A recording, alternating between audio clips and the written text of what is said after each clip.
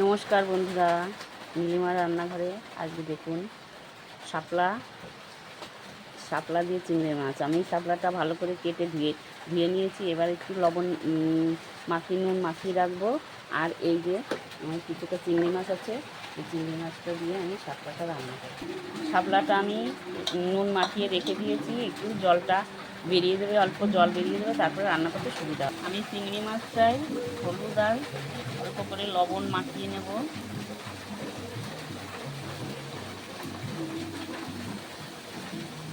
তারপর ভেজে নেব।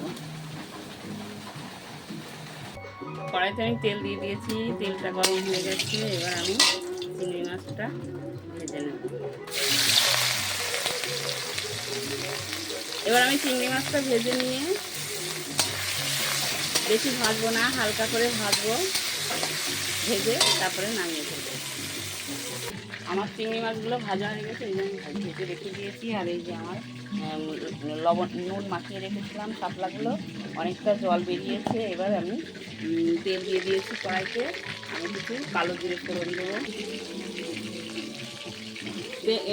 আমার তেল এবার আমি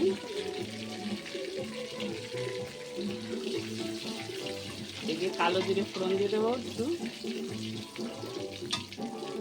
ফোড়ন দিয়ে দিলাম। এবার দিয়ে দেবো আমি কাঁচা লঙ্কা ফোড়ন।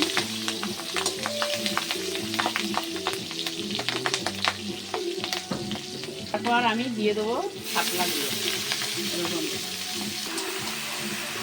আমি এবার আগে একটু লবণ দেওয়া ছিল, এবার অল্প পরিমাণে একটু লবণ দিয়ে দেবো আর হলুদ দিয়ে দেবো। হলুদ দিয়ে আমি ভালো করে নেড়ে নেব।